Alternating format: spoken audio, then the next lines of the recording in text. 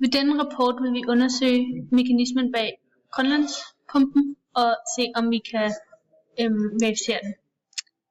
Teorien bag Grønlandspumpen er, at der er en varm strøm sydfra, som når Grønland vil fryse på grund af køligere klima. Og når vandet fryser, så i den her i isen er der ikke sådan plads til saltionerne i molekylegitteret, og det medfører derfor, at det sådan, om ikke-frosne vand får en højere saltkoncentration, og dermed også en højere densitet. Og de får også en højere densitet, fordi at det er blevet koldere vand. Og når det her vand har fået en højere densitet, så synker det til bunds, og vil derfor skabe en modstrøm tilbage mod syden.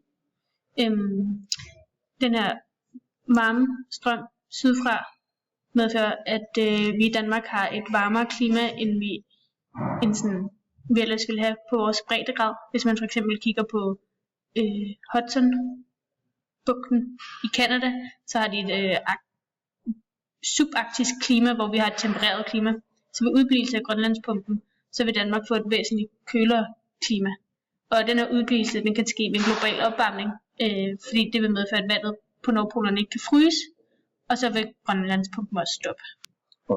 Til forsøget, hvor vi skulle finde saltmængden, brugte vi metoden titrering, hvor man tilføjer en titrator til saltvandet. I dette tilfælde var titratoren sølvnitrat, og ved drypvist at tilsætte sølvnitrat vil man på et tidspunkt finde det punkt, hvor man har lige meget sølvnitrat som natriumklorid, og som man kalder ekvivalenspunktet. Til at synliggøre hvor ekvivalenspunktet er, tilføjer man en indikator,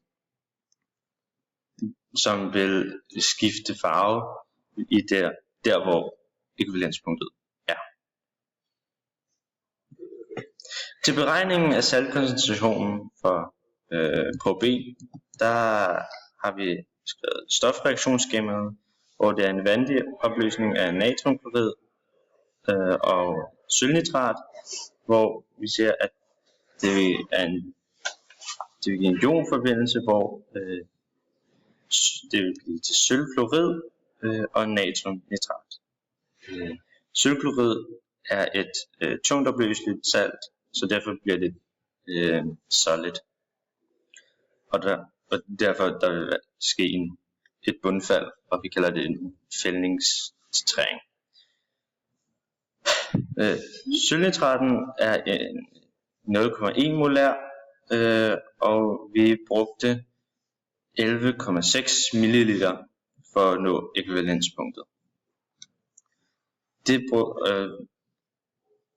Den volumen brugte vi så til at udregne stofmængden med numseformlen, og fik det til 11,6 gange 10 minus 4 mol sølvnitrat.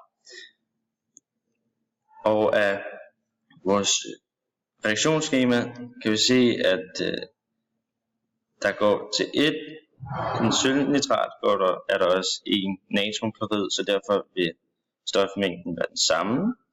Det vil sige 11,6 gange 10 minus 4 mol. Og det kan vi så bruge til at udregne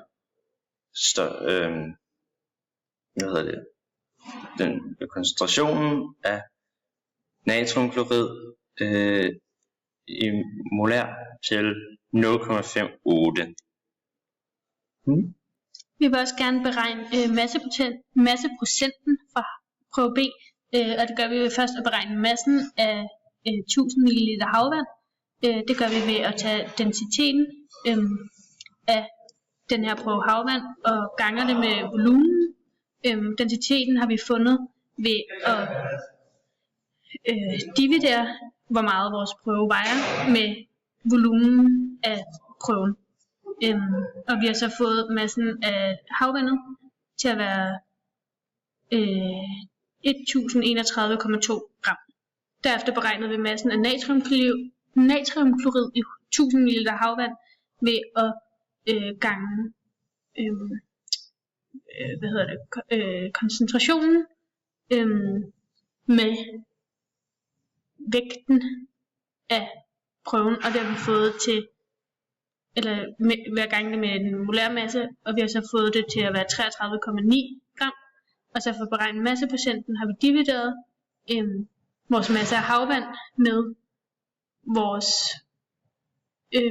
masse af natriumklorid og ganget med 100% og fået 3,29%. Og så har vi opsat et skema, hvor vi også har lavet samme udregninger for prøve B ved samme metode. Vores indikator var kaliumkromat, og grunden til, at det er en god indikator i dette forsøg, det er, at kaliumkromat og sølvnitrat går i forbindelse og bliver til en sølvkromat, som er en tungtopløseligt salt. Men den forbindelse er den er mindre tungtopløselig end sølvklorid, og derfor vil sølvionerne først gå i forbindelse med kloriden og udfældes. Og når al kloriden er udfaldet, så vil sølven gå i forbindelse med kromat. Så derfor kan man nemt finde ekvivalenspunktet med kaliumkromat som indikator. Ud fra vores forsøg kan vi ikke sådan direkte verificere mekanismen bag grundvandspumpen, men vi kan sige, at densiteten af havvand, hvor noget af havvandet er frosset, har en højere densitet end havvand, hvor der ikke er udfrosset noget is. Så derfor burde det i teorien blive tungere at falde ned og skabe modstrøm. Yes.